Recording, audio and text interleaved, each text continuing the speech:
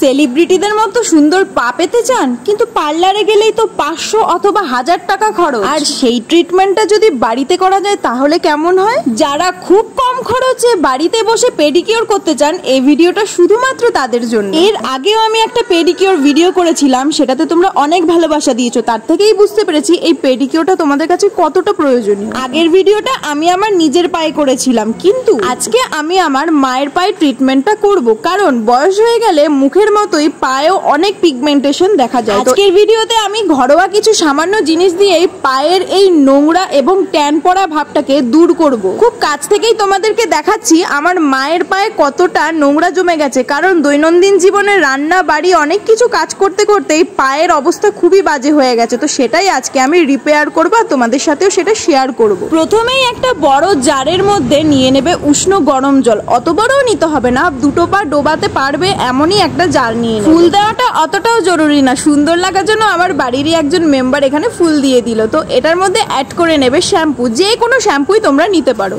শ্যাম্পুটা খুব ভালোভাবে মিক্স করে তার মধ্যে দিয়ে দিতে হবে পাতিলেবু। চাইলে গোটা একটা পাতিলেবুও দিতে পারো, আমি 2 টুকরো পাতিলেবু এর মধ্যে অ্যাড করে নিলাম। সব উপকরণ ভালোভাবে মেশানোর পর তারপর মাকে বললাম পা দুটো ডুবিয়ে নিতে। তোমরা যারা পেডিকিউর করছো তোমরাও এই মিশ্রণটা তৈরি করে পাটাকে ডুবিয়ে কিছুক্ষণ রেখে তারপর হাত দিয়ে আলতো করে পাটা ডলে নেবে। কিছুক্ষণ ডলার পর হাতে একটুখানি শ্যাম্পু নিয়ে একটু ম্যাসাজ করতে হবে। আমি যেভাবে দেখাচ্ছি ঠিক ওইভাবেই তোমরা স্টেপ বাই স্টেপ পাটাকে ম্যাসাজ করবে।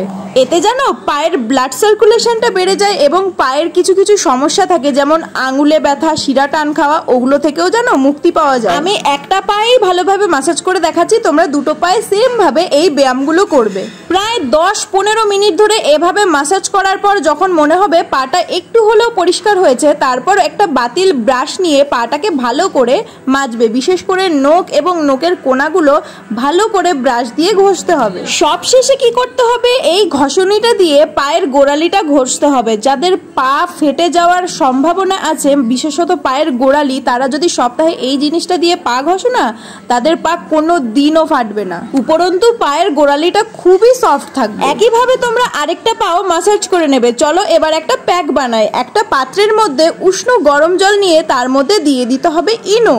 তার সাথে আরো একটা মূল্যবান জিনিস দিতে হবে, সেটা হলো কফি পাউডার এবং কোকোনাট অয়েল। আর তারপরেই দিয়ে দিতে হবে 1 মুঠো ময়দা অথবা বেসন। ব্যাস, তারপরই ভালোভাবে মিক্স করে নেবে। যদি ময়দাটা একটু কম হয় তাহলে আরো একটু দিয়ে দেবে, যাতে কনসিস্টেন্টটা এইরকম হয়। তারপর আমি এর মধ্যে আরো একটু শ্যাম্পু অ্যাড করে নিলাম। সবকিছু মিক্স করলেই একটা ম্যাজিক্যাল প্যাক তৈরি হবে। এবার তোমরা দেখতেই পাবে এটি কেমন কাজ করে।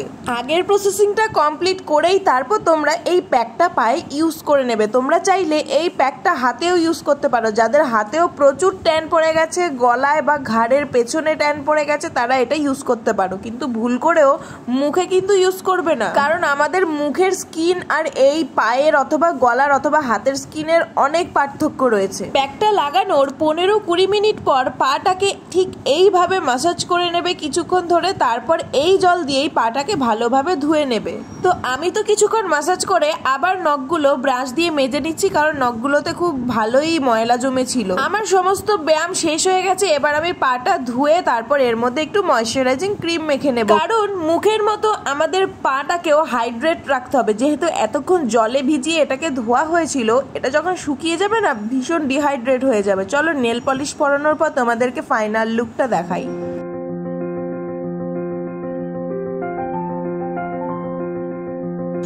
একটু হলেও কি তোমরা পার্থক্য লক্ষ্য করতে পারছো?